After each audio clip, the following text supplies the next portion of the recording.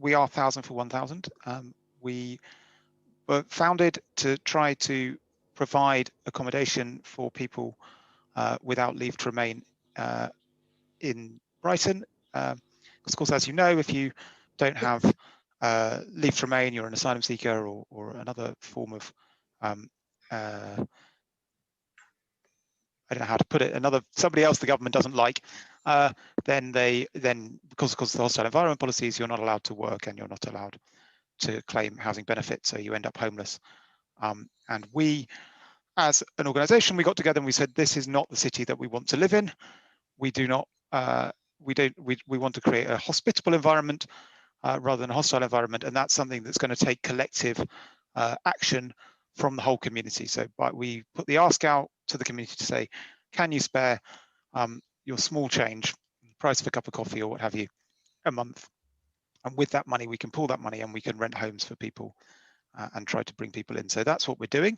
I'm sure lots of you are already a regular donor to us, but if you're not, we would love it if you did, if you could, or just even tell your friends about it, because the more people that know about us, the more chances we have of being able to house everybody who needs it. So that's who we are. We are going to be in a conversation with two great people. One of them is my brother, whom I love very much. So maybe I'm biased. Sam Berkson, he's a poet and a teacher, and indeed the greatest interpreter of Western Saharan poetry into English, into the English language. And so we're very happy to have him here.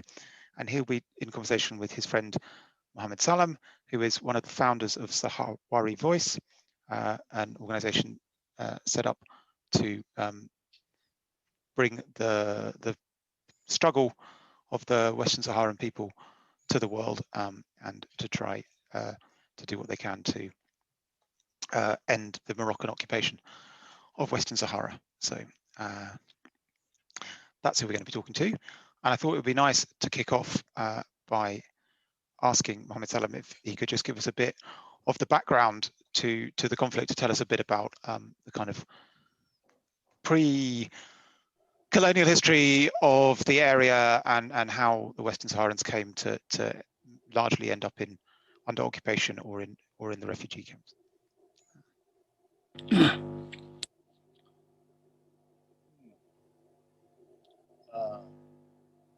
So maybe it's first, thanks for the opportunity, and I hope this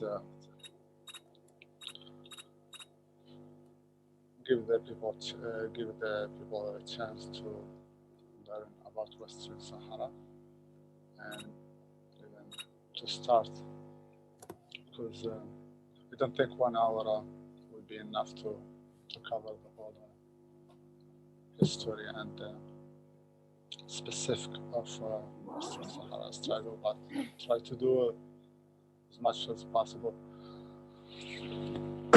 Western Sahara is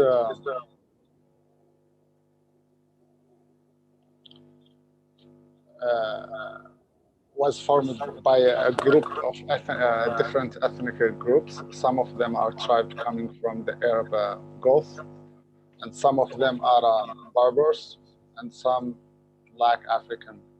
So that was the formation of they lived there for centuries, and then in 1884, after Berlin Conference, and when Africa was divided between the European, Western Sahara was awarded to Spain, and that's when the occupation of Spain for the Western Sahara started. And the beginning started as they were telling the tribes there that they were just doing commercials, and that they are interested in trade, until they solidified their presence, and that's when it was clear their intention of occupying the territory and controlling its population. the occupation faced some stages of resistance, but most of it wasn't under a national agenda. It was more of getting rid of the intruders and the foreigners who occupied our land. And of course, I was met with a lot of repression, but it never died. You know, they would regroup. They would be Spain would try to crush them, and they would withdraw and regroup and try to reinforce themselves and try again. Until fast forward to 1973, 70, the first Sahrawi national movement was founded by a Sahrawi student who graduated from Syria University. His name is Basiri, and he tried to organize the population to push for a referendum in Western Sahara. He was supposed to meet with the representative of the Spanish colonial administration to present them with the demand of the protesters, but in what's called now became known as the Intifadat al-Zimla or Zimla uprising. But instead, he was the protest. That demonstration was violently repressed, and many people were kidnapped, including the leader of that uprising, and he became the first victim of forced disappearance. His whereabouts is still unknown to this very day, along with many other protesters, and some of them were killed and some were jailed, and after that were released. So 3 years after that, the Polisario, which is a Sahrawi liberation movement, was founded. But this time they because they learned from the Zimla uprising lesson, they chose the armed struggle as the mean to liberate the Western Sahara territory. And 2 years of small-scale but effective operation, they were able to push Spain and to enter into real talk to decolonize the territory. But instead of honoring their promise, Spain, along with Mauritania and Morocco, convened in Madrid and signed what became known as Madrid Accord, which they divided the territory of Western Sahara between Morocco and Mauritania. And with that, the Spanish colonial administration and started withdrawing from Western Sahara to be replaced with the Moroccan and Mauritanian military invasion. Before that, in 1975, Morocco sought an advisory opinion from the International Court of Justice to prove its claim that the Western Sahara is a part of the Morocco and it always has been. And instead, the court conclusion was that the historical relationship between Western Sahara and Morocco, they are not sovereign in nature. Therefore, they cannot stop the organizing of a referendum, self-determination, where only Sahrawi can decide the fate of the territory. But the unhappy with the results, Moroccan king sent 300 civilians as to be sent as like they are the one who are going to liberate Western Sahara, but behind the scenes there was a military invasion going on at the same, that preceded what's called the Green March, which is the Green March was started November 6th of 1975, but military occupation entered Western Sahara on late October 31st, to be exact. Oh, okay, fantastic. So, and I just wanted to jump in there, Mohammed Salam, if that's okay. Yeah. Because I think some people might not realize like why Morocco was interested in claiming this territory. So there's a couple of things I wanted to say. Was firstly, when Spain was withdrawing, this was after the death of Franco, right? So there was a change of regime going on in Spain, and there was trouble for them occupying Western Sahara anymore, as you were saying, with the resistance that they were facing. In fact, I read somewhere that at a meeting of Franco's government, news was brought to him of resistance in Western Sahara that led to him collapsing and going into the coma that he eventually died from. So in some ways, Western Sahara is responsible for the bloodless assassination of Franco. This is excellent.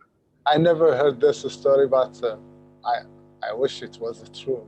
Some sort, it's a fair rip. It's a karma, karma that happened to him on his bed for the 94 years of the occupation of Western Sahara. So, and possibly some other things. Yeah, lots of these other crimes as well. Yeah, if the news was the reason for him to collapse, then that's just even better. Yeah. So I wanted I mean, obviously you've spent some time in Western Sahara working with poets there and others, translating some of the work, and I wondered perhaps it might be a good time to ask you to do a poem about I will do, and I'm gonna slightly overrule you and jump in and talk a little bit more on what Mohammed Salam was saying, expand on a little bit. I think because you have to understand that most of that region had been decolonized already by the 70s. Algeria had won independence.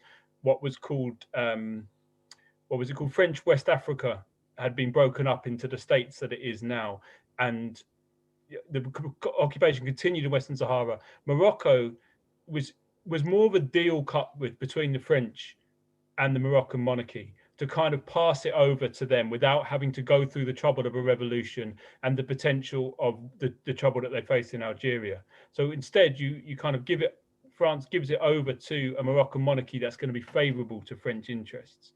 But that monarch was very much facing trouble in his own, had a very precarious position because he wasn't there by popular demand. He was there because the French wanted him to be there, right?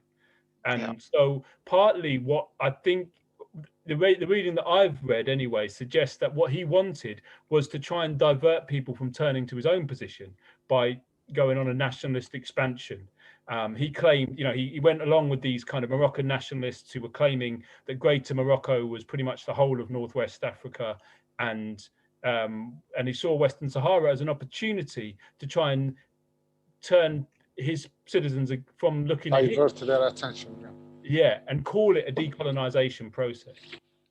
So when you've got this Green March, which was apparently a citizens' march up to the border, that's really a distraction from what actually happened. And what actually happened was a military invasion that led to many.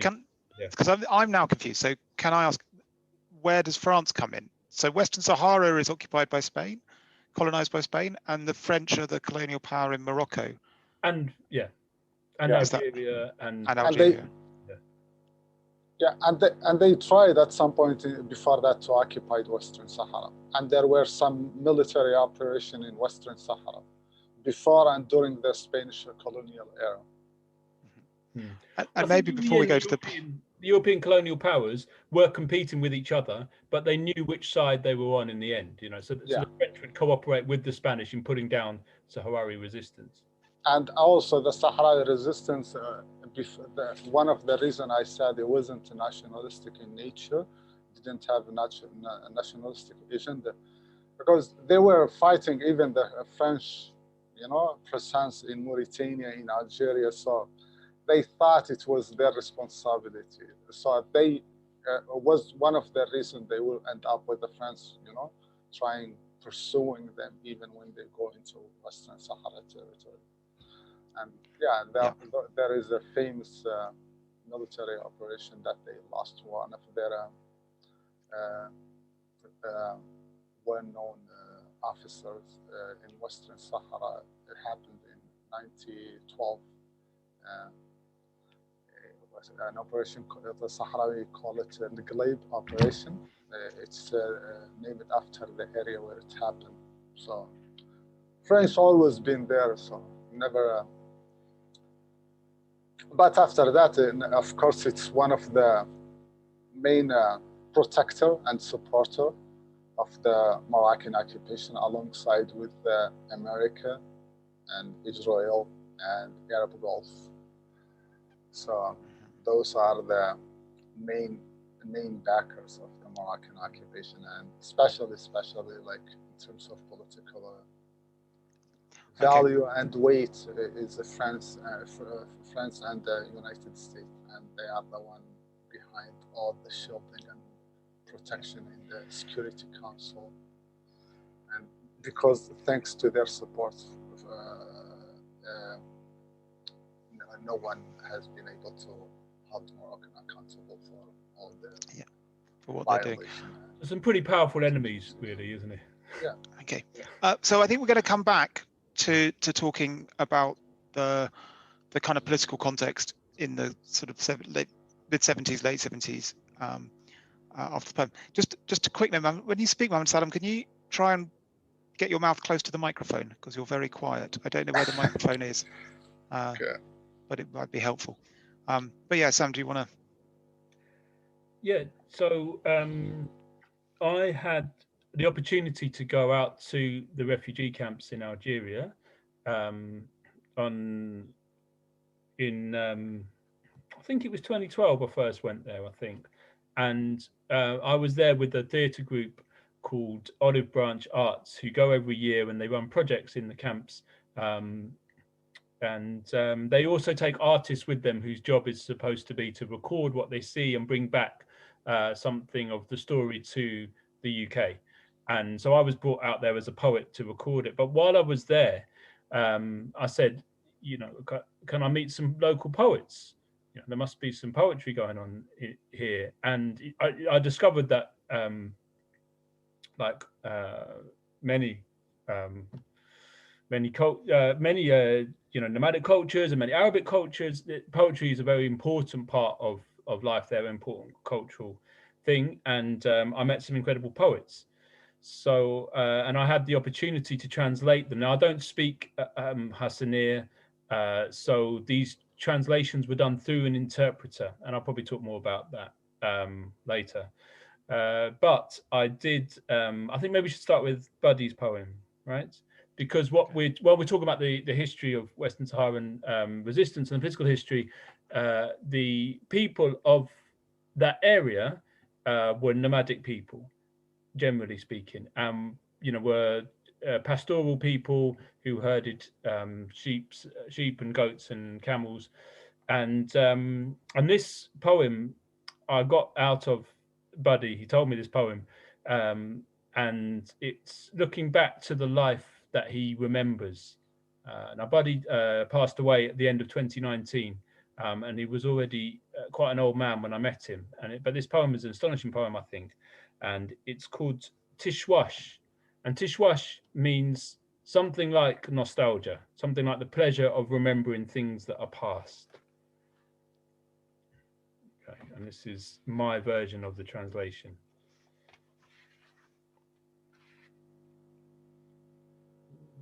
It's cool.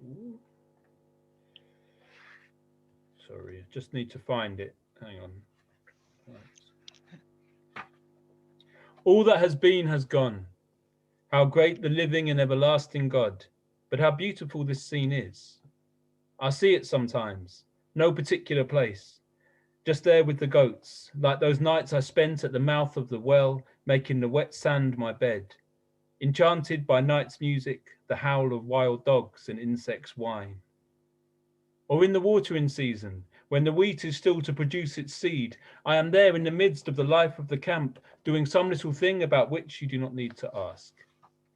Or there we are, travelling in the dark before dawn, from one stopping place to the next, the only sound the swishing of camels' tails, before the sun has risen to our eye line, walking on to those first lucid hours of the day when the desert's features are clearest, knowing both rocky valley and the smooth. And there again is the taste of tea, flavoured with a herb called dye, in water sourced from the valley floor after the rains, or scooped from pools on concave rocks where a river had run before. When we were moving our camp from a dried up well where the only firewood left was no better than kindling, and I can smell the animal hide next to the spit and see the clean bones beside that hide. How come, my brother, you do not remember this, the sweet life full of living? It is no longer with us, and if Tishwash could bring it back, it would add Tishwash to the Tishwash of my Tishwash. Thank you.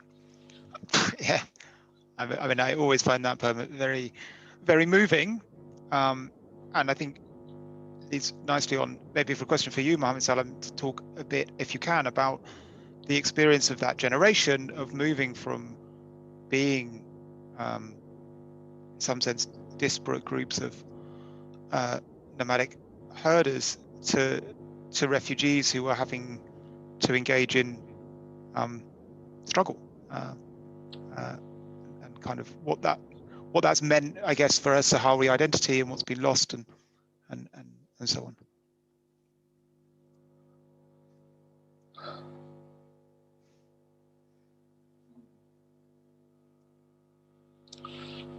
To them, Spain, one of the way they try to control the Sahrawi is try to push them or force them to settle in cities before. So they made all the, force them to produce like an ID and all. One of the conditions to get an ID, you have to be, staying in one of the places in Western Sahara, because for them, the Sahrawi way of life meant that they don't have much control over them. Maybe they control the territory and the resources, but not the people. And on one hand, they didn't want to confront them if it's not necessary, so to give them always a margin of freedom, but also that meant like they couldn't control them. So they at some point they were trying. They start to force the Sahrawi to come to the city and settle there, because for them Sahrawi in countryside and doing their own style of living, herding camels and sheep and goats, that meant that they don't have much. They can't control their life or how they go about it. Did they also need a labour force? Was it when they started finding phosphates there that they wanted them settled in the cities as well? Yes, but before that, just like Sahrawi scattered in a territory of Western Sahara meant that Spain didn't have much like control over what they do, and the territory and the resources weren't enough for them. So they try to poison the wells and kill the animals, and just like to, in a way, to push them into like they don't have any more option but to go back to the cities. And in the case of Buddy, whose poem I just read, when he lost his flock, he went and joined the Spanish army. Yeah. Tropes Nomadas. you know, that was the job that was available for him. Yeah, that was one of the reasons. You know, they were pushed. They didn't choose it. If they had an other alternative, they wouldn't have done it. You know? And a lot of the people I've met of that generation, or old enough to remember that, they'd joined the Spanish army, and then when the Polisario formed, they switched sides. Yeah. Some people even told me about kidnapping Spanish army, you know, troops and taking the guns with them over to the other side. Yeah. Can we just explain who, for people who don't know, who the Polisario are? I don't think we've touched on. Polisario is a Spanish acronym for Frente Polisario, which is the Polisario Front, which is just like an abbreviation for the Sahara Liberation Movement, which stands for the I'm not like good in Spanish, but it's a popular movement for liberación of Sahara Occidental, Sahara al-Hamra and Rio de Oro, which is the two parts of Western Sahara, the north and the south, Sahara al-Hamra, and Rio of Oro, which is the Valley of Gold. That's the translation, but it's basically the Sahrawi independence movement. That's the Polisario. And and then after when Sahrawi were displaced, they were forced to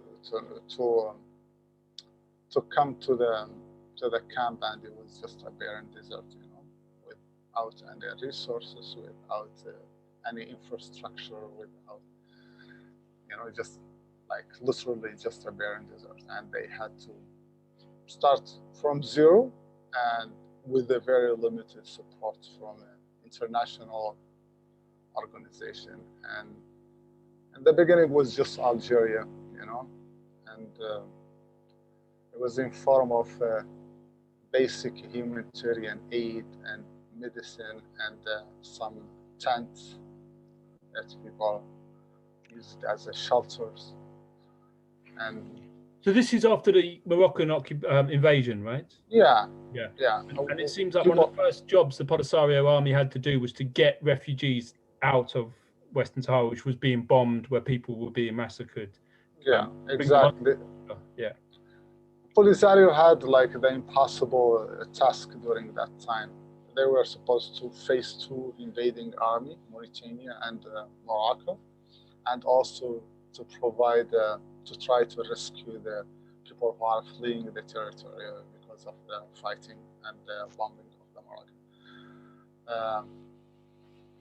And then provide them a safe haven in Algeria. But literally they were just like brought to a barren desert. They had to do everything. And it was the task fell on the women because they were one who stayed in the camp. So they were the one who built the dispensary, schools, administrational centers, and also they were the one who administrated the camps. So that was one of the, during that time is because of the displacement, Sahrawi women were had the chance to take up on a different role that typically is not theirs, even though the Sahrawi women in general, like compared to other in North Africa, usually enjoyed some sort of better, not perfect, not ideal, but better conditions. So they were the one who are deciding a lot of the matter of their own families. And that's still, even to now, just got more and more responsibility, and they are the one literally deciding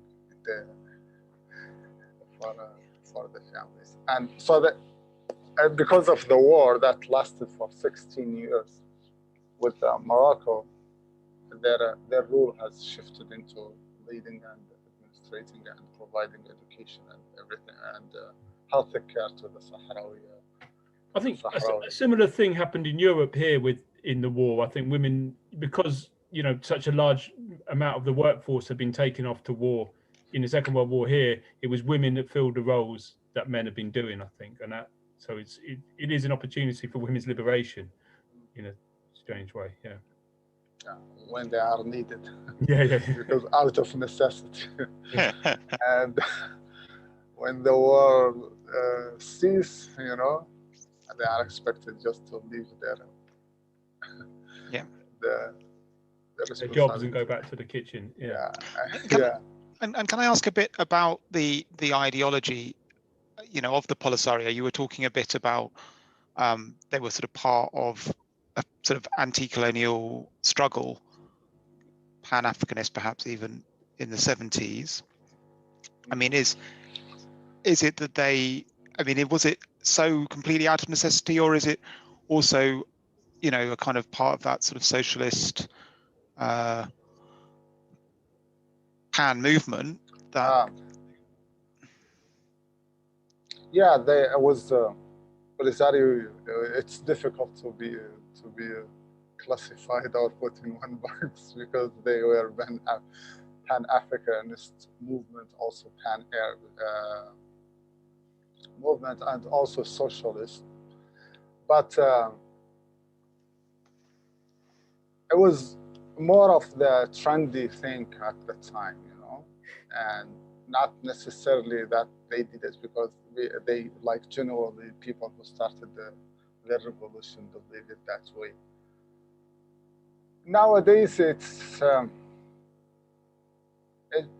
I think the Sahrawi, they tend to be closer to the left because that's where we hear more support and where we enjoy some sort of support, and it's traditionally closer to national movement and their struggle for independence. But also, like being considered to be a socialist movement was a curse at the same time, and because of that, Morocco was able to present us as someone who's just like a proxy for the Soviet Union, who are doing the fighting of the Soviet Union, and in return we didn't get anything from the Soviet Union except the bad fame, defamation. If it came with the support, then maybe it was worth it, but it wasn't. It was just like we got the negative side of being bad reputation. We were hated by association, even though we didn't enjoy any support from the Soviet Union. Just like we are considered a socialist, and therefore, so Morocco, they have this crazy, propaganda mentality.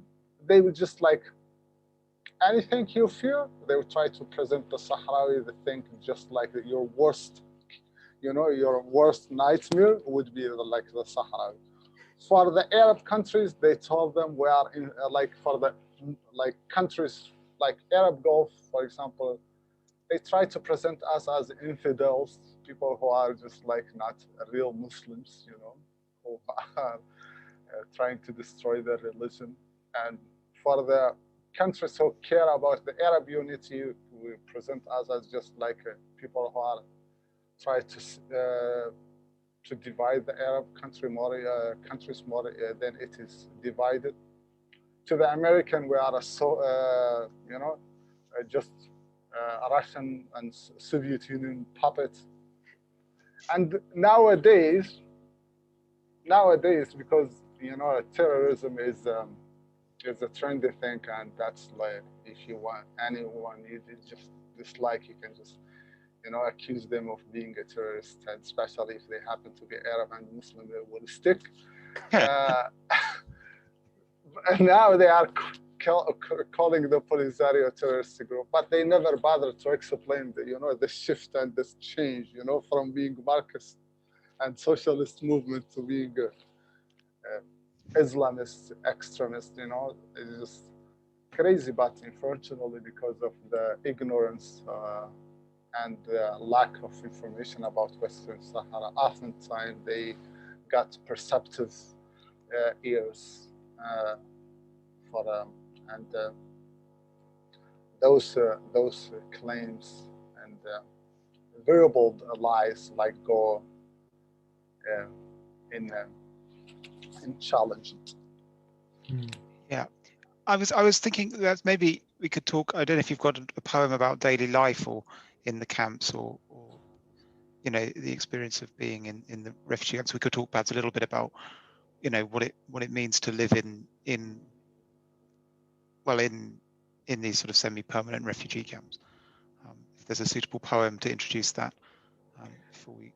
Okay, yeah. I mean, we sort of skipped over the war a bit. We can come back to the war, I guess. But in '91 there was a ceasefire with promises of referendum on independence, which we can talk about later. But these refugee camps that had been set up in 1975 are still called still an emergency under the UN classification, even though it's now 45 years that people have been living there. Someone like Mohammed Salem, who's been born there, and yeah. So, you want one of my poems about life there, maybe? One of your poems, or if one of the West Saharan poets has written something suitable? Well, let me think. Well, what do you ever think? I mean, I maybe I'd just jump in, and because I think this is something that we, the sort of refugee solidarity activists, need to really notice is happening in the Canary Islands and in the Greek islands. Is the European Union are creating very permanent emergency refugee camps, and a bunch of people who've been displaced by conflict and will never return home, but are not being granted freedom to stay in Europe and to move on with their life, and are being held in these camps on Lesbos. And obviously, you know, children have already been born there. I mean, they must, you know, and they're beginning to grow up. So I think that's something that we've kind of got to be quite alert to. That this experience, you know, that the Western Saharans have gone through, are going through, is being repeated on Syrians and Afghans and whoever else, right? In on the Greek islands, and starting to happen, I think, for West Africans in the Canaries. So, yeah, I don't know. I was just a kind of thought. Well, I could do a poem if you want. Yep. Yeah. So when I stayed, you know, the first time I stayed there, and a few other times that I've stayed there, I stayed with the family of my translator, and so there was the first time I came, there was quite a few of us who came out there, and again, as we were talking about, you know, the role of women on the camp, the mother of the family, Mimi, she was kind of in charge of all of us and cooking for all of us, and we were doing our best to try and help her as we could. But this was sort of a poem about her. Mimi, gracious host, she watches us arrive in the time of the flies, with our cases full of foreign foods and pills, and quickly learns our strange routines and requirements.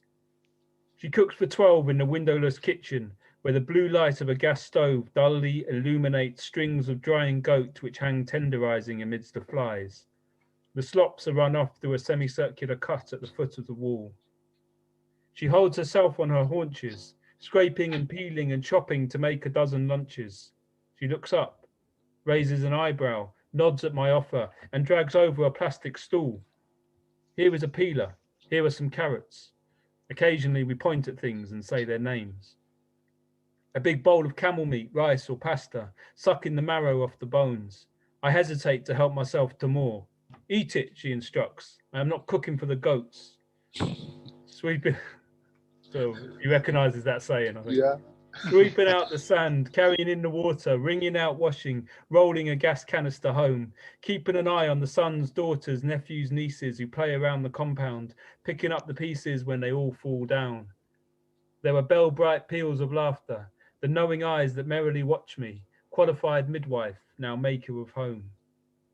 Work done for now, you lie on your side on a spread-out carpet, under the darkening star-sparkling night, sprawling and tired, crackling music on a battery radio. Looking up again, you nod a salam. There is a cushion, there is a carpet. I recline to the sounds of spacious desert blues. With the 10 or so nouns we have to work with, we manage communication, and you understand me somehow in some uncommon language. Thank you. Yeah. I mean, I don't know if you want to add something about, how the camps are organized. I mean, how many people are living there? What daily life is like. Yeah, I was to think. I'm not cooking for the goats. It's because that's leftover of the foods goes to the goats. So people like when they tell you when they are hosting you, like eat it. It's not meant for the goats. Don't worry about them. There is no reason for you to not eat. Second thing, I sent you some video of the camp. Maybe you can show it, like just so to give people a sense. What do they look like? Is that something you've got, Hannah? And can you do it? I'm just speaking to our tech person.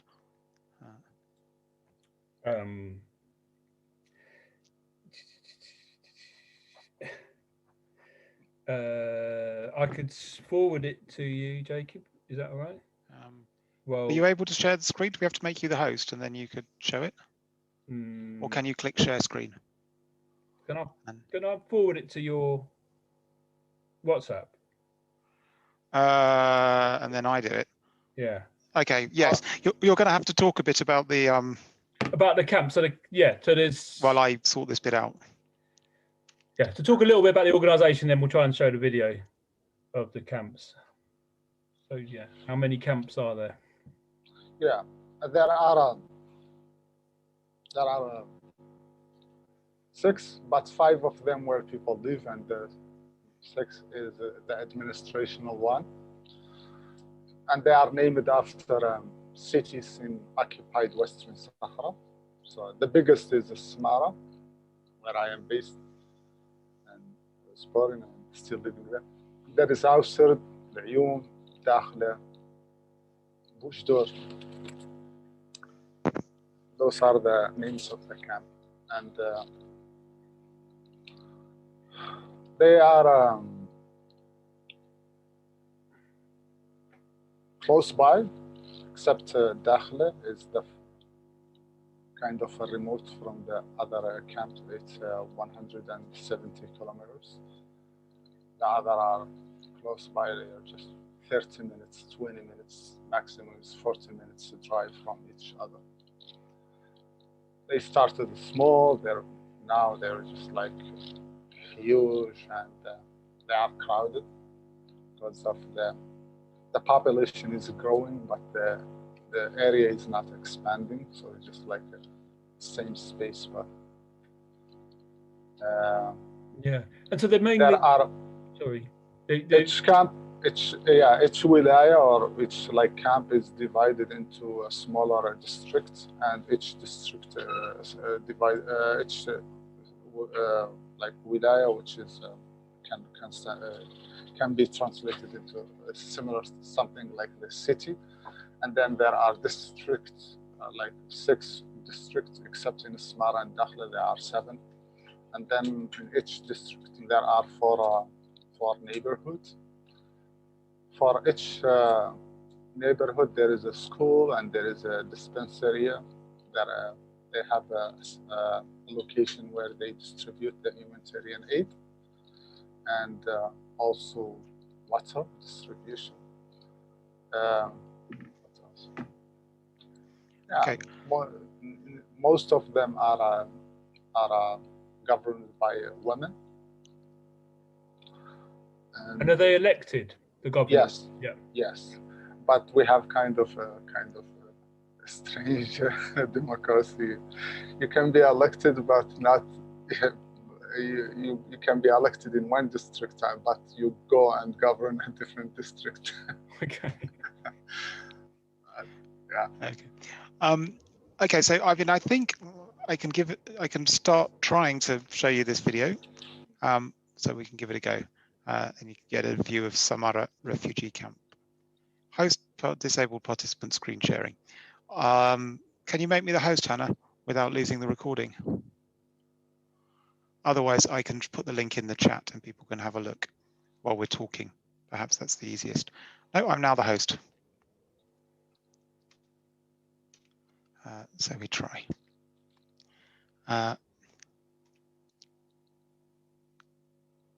It's a short video.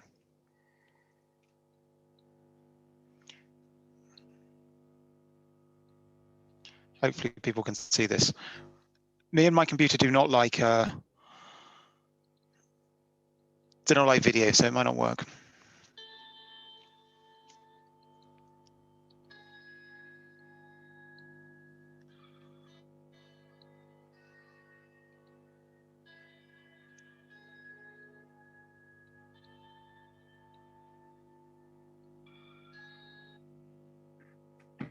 Yeah. Did you share the sound as well? Did I share the sound? Yes.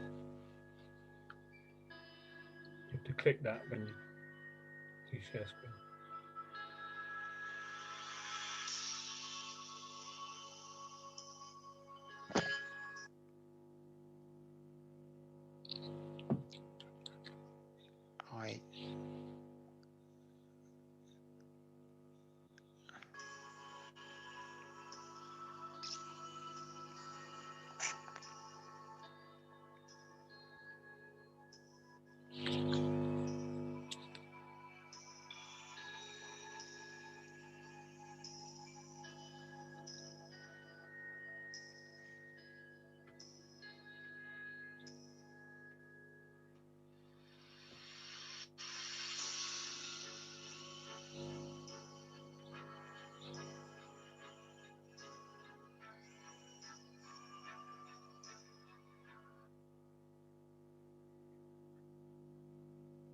Apologies.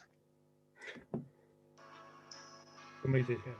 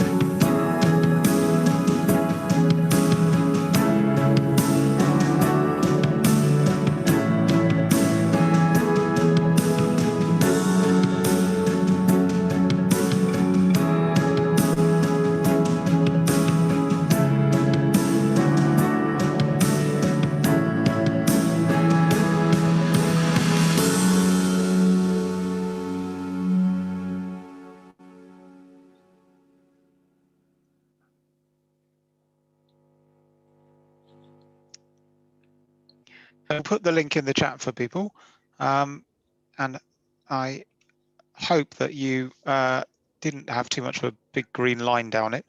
Well, it does give a sense, I You think, might have done. what the camps look like, which is quite interesting, you know, as an outsider coming in. And, you know, most people there, they live in houses that have been built out of sand bricks. They tend to have a tent as well in the same compound. Are you in your tent there, Mohammed Salam? Right now? Yeah. No. No. Okay, and then I am in a room built of the mud brick, but cemented, so yeah, can withstand And then there's also since I've been coming, quite a lot of changes have happened there. But there's people have solar panels and generators, and there's now like some of the roads between the camps have all been paved since I first started coming there now. And the electricity came also after 40 years. Exciting. We've got 2 questions in the chat, which I think are great. So one person wants to know, Villa wants to know, what does it mean to be elected in one district but go to another? It's just like it sounded, you know. Like, so let's just say you are maybe like a UK, like you are elected in Liverpool, and then but you go and govern in Manchester. As long as you are elected, that's fine. So as long as you're elected, that's fine. when we're doing it in the camp level, not like the whole camp, but like in each camp, like say Sahara, the one you were watching, like there has to be 7 people elected, you know. But then you go different to a different district. Yeah. Okay. That's how it sounded crazy, but it is. But it works. Yeah, it's there. It's experimental democracy. So. Yeah. And is there a logic to it? Is there a reason why they decided to do it that way? The only reason I can think of is just they don't want people to be, you know, elected and staying over like in the same area.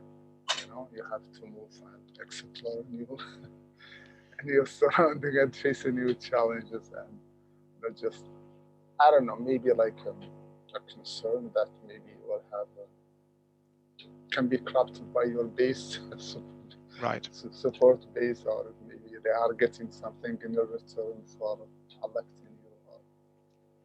Right. So you're not responsible for distribution of food to your own family or something, perhaps.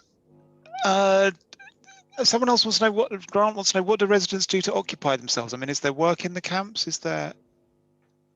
Yeah, there are small businesses, and like for example, some grocery stores, barber shop.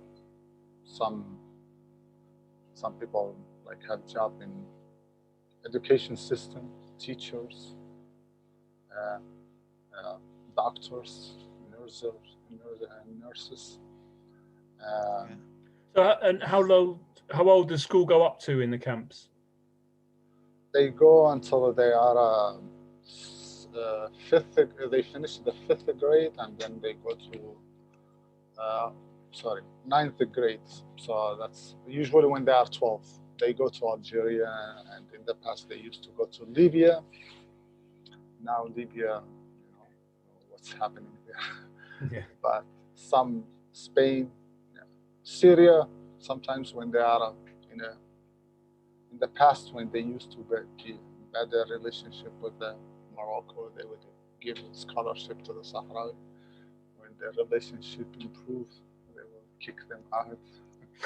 So, but it's quite incredible. I think that the camps are so well organized in the sense that there's education up until 12, and then after that you have to go somewhere else to finish your education. Yeah. Yeah, because there isn't. Before I say what I'm going to say next, there isn't a positive or a good colonization. But Spain is one of the worst, you know, because when it left the territory, there were just handful of people who were capable of reading or writing, you know, like literally handful, you know. Maybe like talking about maximum is 20, 30, like out of the whole Sahara population. So it was like the biggest challenge from the beginning was just like getting education that was like critically important and still to the Sahrawi family. And that sometimes meant that Sahrawi kids would go to Cuba, and some of them would spend up to 18 years without like coming back to the camps. Wow. To finish the education there. And for the ones who were in Libya, they would spend the whole year in Libya or Algeria, and they come back for the summer vacation. So they had to sacrifice a lot in order to get education. And it's funny is we are often asked why do the Sahrawi always just enjoy the support from oppressive regime like Algeria and Libya and Cuba. And I think the counter question should be why the so-called free world are like back in the Moroccan and unconditionally supporting the Moroccan occupation of Western Sahara. Those are the just the three countries. I'm not trying to whitewash their wrongdoings and what they are responsible for, but at the same time, we didn't have the luxury of choosing our allies, you know? When you hear that kind of question, you assume that the Sahrawi had all the entire world lined in front of them, and they got just deliberately chose Libya and Cuba and Algeria, and they said, snap to America and UK, and you are not good enough for us. But always obscured the fact that they chose the side of the Moroccan occupation over the Sahrawi. So we are grateful, and we wish things were different and we didn't have to endure that. But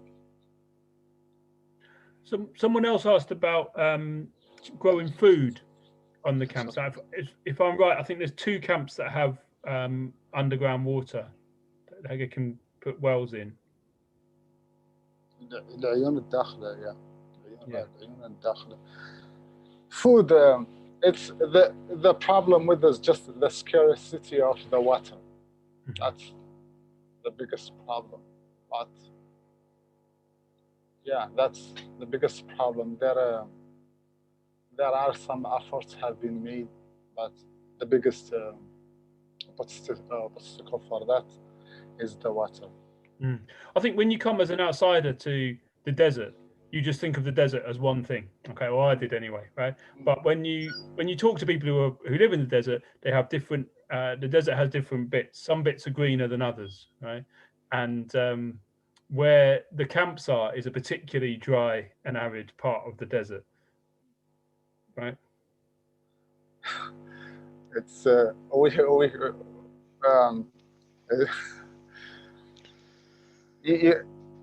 you couldn't find, I think, a worse area or spot in the entire planet to live on. But it is what it is, So in the summer, it gets over 50 degrees sometimes. Yes. Sometimes you just and I'm not exaggerating, you just choose deliberately to not take a nap because you feel like if you take it, you'll just pass away, and you will run out of air. So better meet your creator while you are awake. So when we first came, we came in October or November or something because we thought it would be cooler when I was first coming. But that's like the sickness season because it's that short period of time when the flies really flourish and there's everywhere. Yeah, true. That's usually September, October, November, and sometimes flies, they get greedy and even check with them even December too. The fly season. But yes, it's even now it's crazy cold everywhere. It's January, but still here it's not hot. It's good, but the sun is strong. You cannot stay in the sun for even just walking 15 or 20 minutes.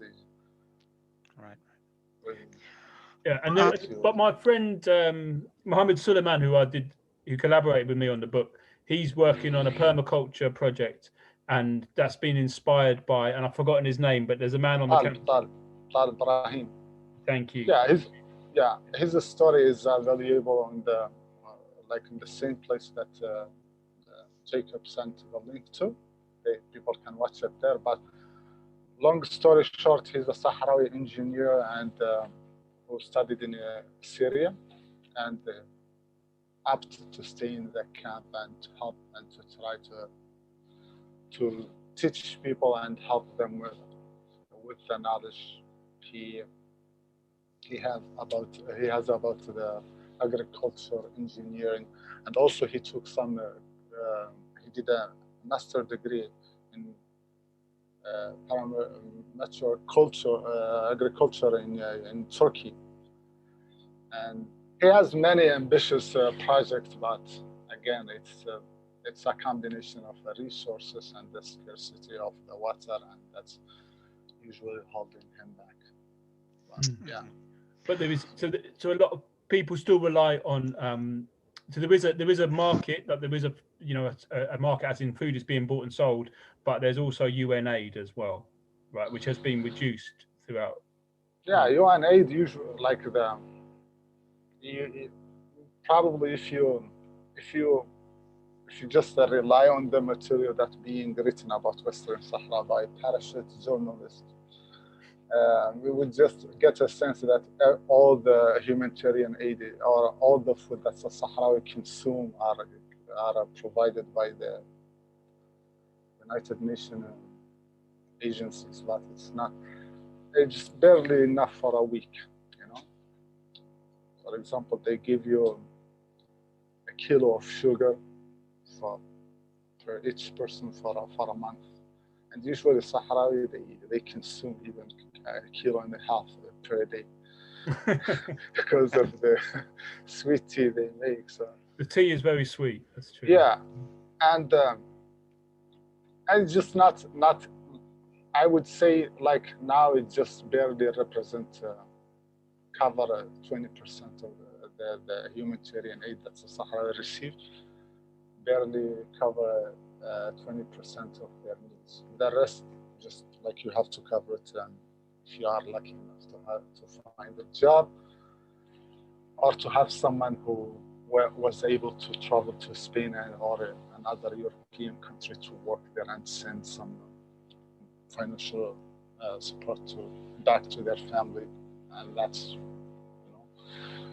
yeah, that's one of the things someone's asking about here as well. It's about traveling, like what documents people have to travel with. It's strange because as a Sahrawi, you are entitled to like we have our own documentation, but those you can travel with them to countries that recognize the Sahrawi Republic. So again, like all countries that recognize the Western the Sahrawi Republic, you can enter them with that passport. But for those who don't, which is the majority of the country, and especially Europe, you have to travel with the Algerian passport. And also, that's something doable. You know, you can do it. It's open for everyone. But it's the same problem of getting a visa that any Algerian citizen would have as well, right? To be honest, relatively, it's easier for the Sahrawi. Relatively, just to be accurate and not exaggerating is good. And then some countries they prefer to have they know that Sahrawi are not just like from their experiences in kind of the Sahrawi immigrants have never been involved in like a lot of things that they try to paint all the immigrants are doing, crime or theft, or just like those kind of. So they, for them it's especially Spain, like it's relatively easier. That doesn't mean it's easy, but relatively, like if you compare a Sahrawi citizen and the Algerian citizen, both of them are trying to go to Spain, it would be like maybe like 15% easier for the Sahrawi than the Yeah, and some Sahrawis have Spanish passports, right? Yes, like for those who lived long enough there, or who their parents had Spanish documentation. Some of them are, they have a Spanish citizenship. Yeah, they do. And then And the people who, majority of the Sahrawi who go to Spain and stay, get a paper, usually they get a stateless passport. So they end up with 3 passports, a Sahrawi one, a Syrian one, and a stateless passport. okay. So, someone was also asking, what languages do people speak and learn? How does that shape their identity? Everyone speaks English everywhere because it's the best language. It is Arabic, a dialect of Arabic called Hassaniya. Yeah, and many people here, most of people understand Spanish. Some of them speak it. It's the second language, Sahra's second language, because the fact that it's our former occupiers. And some children go to Spain in the summer, don't they? Yeah, most of the kids spend their summer in Spain, and some of them in Italy, and smaller number in France. It's through a program called Vacation in Peace. It's a program that organized and by the Sahrawi European Support Association, pro-Sahrawi, where they invite the Sahrawi kids and to go and spend the summer with the Spanish or host families. In the case of Italy and France, they usually go to kids and youth center and spend summer there. It's to give them a change and to explore the outside world and to learn the language. Most of the kids they go up to 5 now. Recently they started to go five times in their life. So that's 5 summers to Europe, and that's one of the reasons why many Sahrawis speak Spanish. And that's through a civil society program, isn't it? That's not. Yeah, it is a civil society program. Yeah, through the government. There are lots of exciting questions in the chat, but I think we should perhaps give you a chance to talk a little bit about the struggle. I mean, we can't talk about West Sahara without talking about the burn.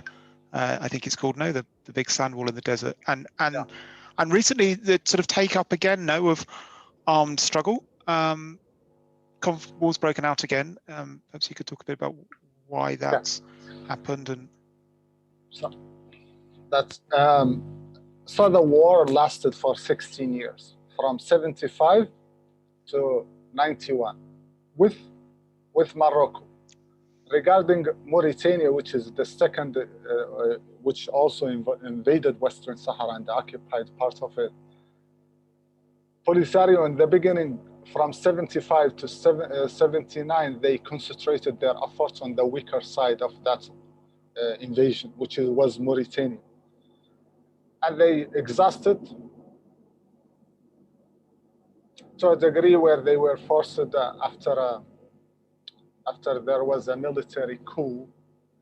After the military coup that took over Mauritania,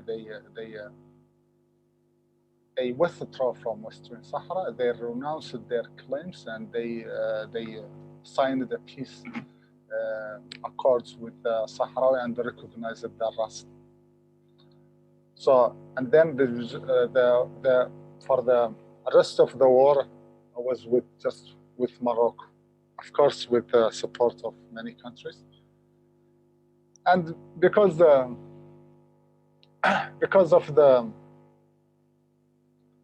of the defeat and the heavy losses that Sahrawi fighters were able to inflict on Morocco, they were Morocco was advised to build a wall in Western Sahara. that would slow, at least stop or slow the movement of the Sahrawis freedom fighters. And the building was suggested by a military advisor from Israel and was financed by Saudi Arabia. And at the final stage, Libya, Muammar Gaddafi, he was angry at the Sahrawi, so he started financing the Moroccan. And now that it's covered 2,570 kilometers of Western Sahara, and guarded by around 100,000 Moroccan soldiers and 8 million landmines. It's the biggest defensive wall in the world, I think. The biggest military wall, second to China. But that's just a tourist attraction now, I think, that wall of China. Yeah. It's not got 8 million landmines along it, I imagine. And even the ceasefire was signed and the fighting stopped before it was resumed recently. For the 29 years, that from 91 to 2019, the wall and the landmine continued to feed the Sahrawi and their animals and their camels, and so it was just like it's a kind of a war that landmines still continue to harvest and claim the life of the Sahrawi even after the war stopped. The Sahrawi signed the ceasefire agreement with Morocco in 1991, and they were promised in return that they will get their right to in a referendum to decide the political fate of their country. And it was just a trick from Morocco to get them to sign that agreement, because it became clear after that they started with arguing about the eligibility of who's going to vote in that referendum, and that they forced a huge number of Moroccan settlers, which is Polisario accepted just to get it done. But still, they were not confident that even the settlers themselves, they were not sure if they were going to vote for the integration with the Morocco. So that made them, just back from it, and because there wasn't any necessary pressure from the United Nations, and even the Security Council members, they were, especially namely France and United States, they are pro-Morocco 100%. And the other are indifferent, Russia usually votes in abstention, which is not doing anything in reality, So those who are with and those who are against, and Russia in the middle, not with, not against, we are just reserved, and we have some reservation about this. But anyway, 29 years later, the Sahrawi were fed up with the United Nations, and the past 2020, October 2020, 4 months ago, after United Nations got to a point where they didn't even bother to appoint a personal envoy to the Western Sahara. So yeah, from that envoy supposedly, responsible for coordinating efforts to negotiation and just so they got to a point where they don't care about just giving the illusion that there is something going on.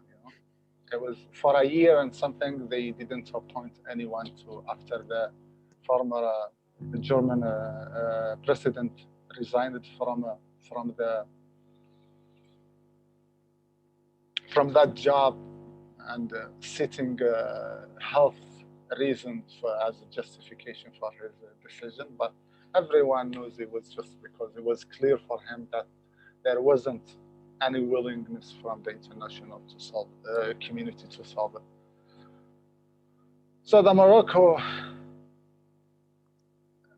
are now in a violation for the ceasefire agreement. They opened the breach in the territory of Western Sahara and connected Mauritania with Western Sahara, the occupied territory. And they start just like making this, solidifying the occupation and try to establish it, advance their interest, and now also find an exit on the border point where they can export what they loot from the Western Sahara territory. Some Sahrawi civilians were, Sahrawi were fed up, all of them, but some Sahrawi civilians decided that they had enough of this and they went there and they blocked the route between Mauritania and the occupied territory of Western Sahara. And after almost 20-something days, Morocco sent a military personnel and forces to attack the civilian protesters there, to which Polisario responded with the fire, and evacuated the protester and announced that they are ending the ceasefire agreement and they are not committed to it anymore, which is meant the return to the armed struggle. And that has been it has been the case since November 13th, so almost 60 days, something. So now the war is back in Western Sahara. It's now it's mostly like shelling of Moroccan posts that are stationed around the military wall in Western Sahara, but things can and will for sure intensify in the near future.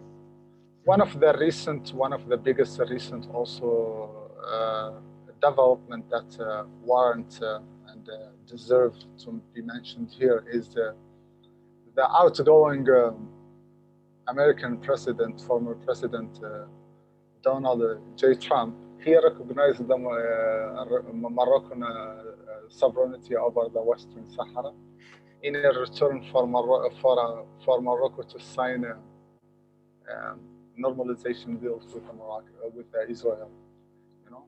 As a sweetness for the deal, Western Sahara was he recognized the Moroccan sovereignty of Western Sahara, which is unprecedented and the first ever, the only country in the entire world that recognized the Moroccan sovereignty over Western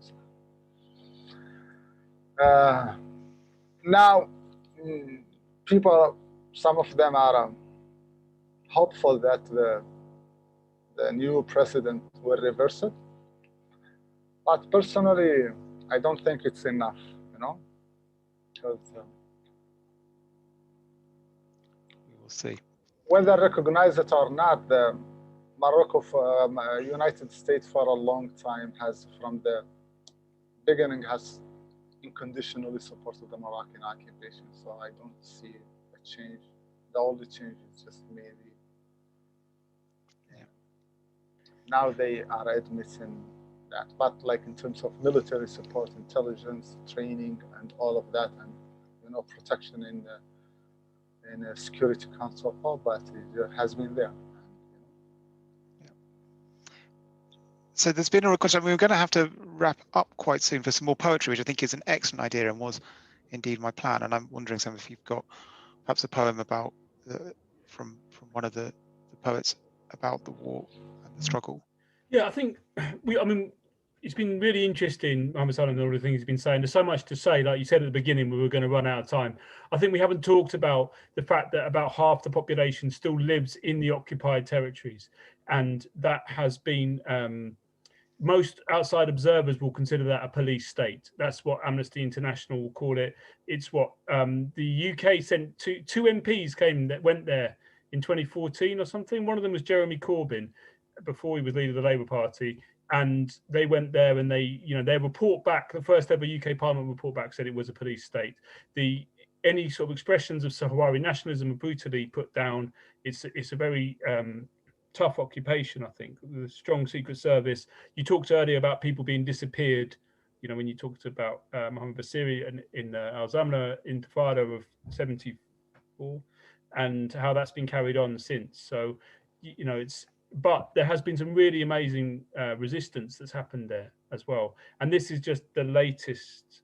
This protest about the opening of the road is the latest of the resistance of people who were living under very brutal occupation inside the territory. Yeah, true. The Sahrawi now, the population itself is divided, half of it, almost half of it stayed in there, and now they are outnumbered by the Moroccan settlers, and there are at least 3 Moroccan settlers to each Sahrawi. That's aside from the military presence and all the forces. There is amazing documentary that's available on YouTube. I will type it for people to watch it in the chat. They can watch it. Maybe that would. But yeah, the human rights situation there is deplorable. Anyone who dares to challenge the Moroccan occupation will be severely punished. There are many Sahrawi who participated in the one of the biggest Sahrawi protests in 2010, called the Gdeim Zik camp, which is Sahrawi camp outside of the Laayoune, which is the capital of occupied Western Sahara, and they demanded their right for social and economic rights, but also their political right. And after a month, Morocco broke the camps and attacked the protesters there and jailed many of them. Initially, they started with hundreds of people, but eventually they are sentencing 21 of them, some of them serving like life prison, and another group 30 years and 20 years and 15 years. So just this to give maybe a picture about what's going on in the occupied territory, just like to say that this is just a horrible situation there, and people have been enduring a lot, and there are hundreds or even thousands of Sahrawi since the occupation, the beginning of the invasion until now, their whereabouts still unknown, and Morocco refused to talk about their fate. But there are some good material that I will post there, so maybe people can watch and read by themselves more. Yeah, thank you. Okay, Stig, have you got the track of The Army? Because you could play that. I think that's a recording of a poet that perhaps that'd be interesting for people to hear the original poem, and then I can give my translation of it. That is a Hannah question. Yeah. Hannah, do we have? She won't be able to speak because she's muted. Do we have the army? So one second, I'm just finding it. While you do that, maybe I'll explain about. So one of the poets that I met when I was there is a woman called Al Khadra, who's an amazing woman. Her granddaughter Aziza Brahim has a bit of sort of international fame as a musician, but Al Khadra is known as the poet of the rifle. She says that she was, she learned poetry. She wasn't, orally. She was an oral poet, not someone who learned to read and write, but just by imitating others. And then when the war happened, she changed her subject matter, like a lot of poets. They're no longer writing about, kind of She said she wrote poems to celebrate female beauty, she said, and then after that, she now says all her poems are for the revolution. And this poem is in praise of the army during the war, at that time where a very badly equipped guerrilla army was inflicting a lot of damage on the Moroccan army, which was heavily funded, as Mohammed Salam's been saying, by America. Morocco, after Egypt, gets the most military funding in Africa, most military aid, they call it, from the US. So, yeah. Hannah can't actually get hold of find the recording, so we can post it a link when we put the video online and so on. Okay. All right, so this is called The Army. Oh, you invaders, you who seized the home which your owners never asked you to take, know that colonizers have come since the days of Rome, seeking subordinates they never could make. Ambitious kings have claimed our land as their own and found a resistance too strong to break. And now you say, sitting on your throne, to the reflection in your crown's polished jade, there's a small nation, internationally alone. I think I'll move in and invade. When we heard him, our army was well prepared and hurled themselves fearlessly at him. The king of Rabat had roused their ire, and they went out to snatch then his painted crown and his gilded chair, and the weapons his retreating army abandoned. And they used them then to breach his berms, behind which his army cowered while they attacked him. They derided the tactics which he had prepared, and the support of Ronald Reagan who backed him. Machines of destruction ruined beyond repair, his army fled like rats then. Shoo, shoo, little rats, into your hole. Your donkey king will never forget it. He'll no more say with the arrogance of soul, here's a small nation, I'll go and get it. These are the deeds that our army have done. Oh Allah, protect this heroic army. Thank you. Yeah, it's a shame that we can't Hear the original. Hard the original, but we'll try and post a link. I think we probably need to wrap up. We have had a couple of questions we haven't quite dealt with, so maybe you could quickly tell us a little bit about. Someone wanted to hear about the artistic scene. We mentioned one fairly famous international musician, who I'm going to pronounce the name wrong if I try and say it. Are there other kind of Western Saharan cultural things we should check out? Is that to me or to? Well, to Mohammed Salam, to you. You can buy this book, if you like, which has the poetry. And in Hassaniya, the word for poetry and the word for song are the same word. So it's very much, poetry is very much associated with music and the performance of it. And there's quite regularly, on the camps, there's regular expressions of Sahrawi poetry and music and events that kind of keep that cultural tradition alive, things that are not allowed to be done inside the occupied territories. Is that fair to say? And Sahrawi Voice produce all kinds of videos, and there's documentaries that have been made about it that you're seeing some links to. And we can find them through Facebook and Twitter and Instagram, no? Sahrawi Voice, and on YouTube. So that's a good place to go. Very quickly, I think we should probably give the last word to Mohammed Salam. Is there, I guess, final things you want to say? What can we do? What support do the Sahrawi people need from us in the UK, if you want to get involved?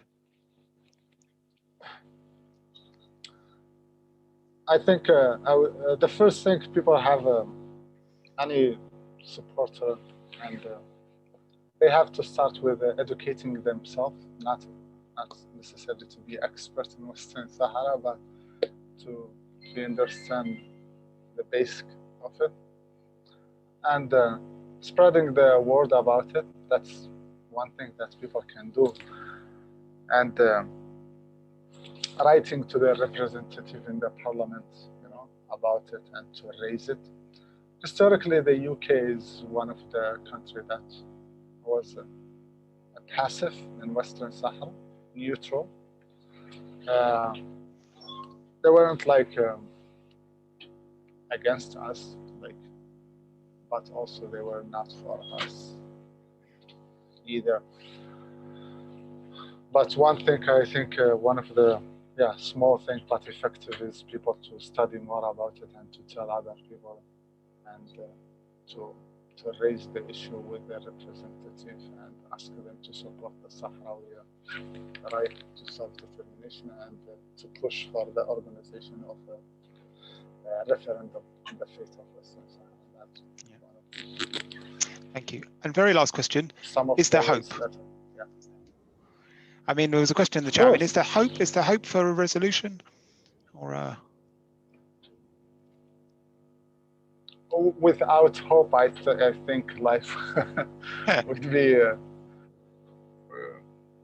I think there is a hope, but I think the hope is for more people to know about Western Sahara and to push their government, because governments by themselves will not do the right thing. To push their government to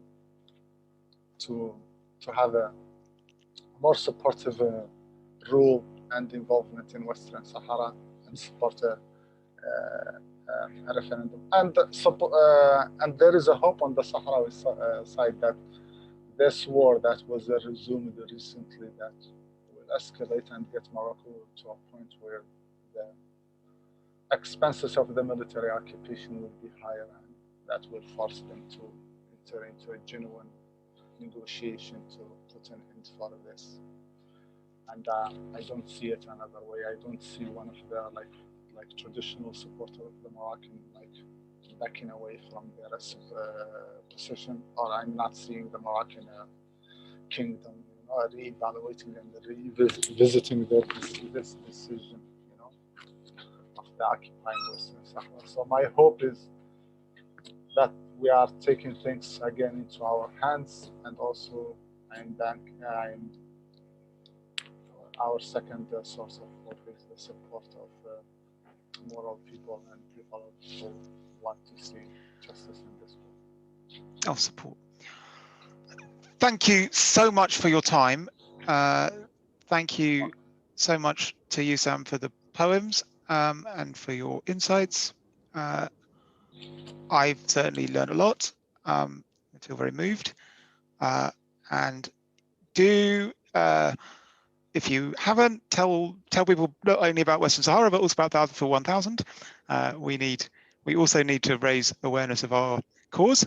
And I think it is really moving to hear from somebody born and bred within a refugee camp, with a conflict and a situation that's been going on, well, for 100 years, but I guess, the last 40, 50 in particular. And I think for me, it really shows how hard we need to work to build a very different world where people are not made homeless because of the interests of the rich and the powerful. That is all of our struggle. And hopefully, like you say, we can't live without hope. I hope that we can build that world. And obviously a big part of that is using art to bridge and make us realize that we have far more in common with the little people than divides us. So thank you all. And I will Thank you for the chance. say goodbye, I guess, and we will end. Another time. Please stay in touch all. Bye. Bye, everyone. Bye. Thank you. It was great. Bye.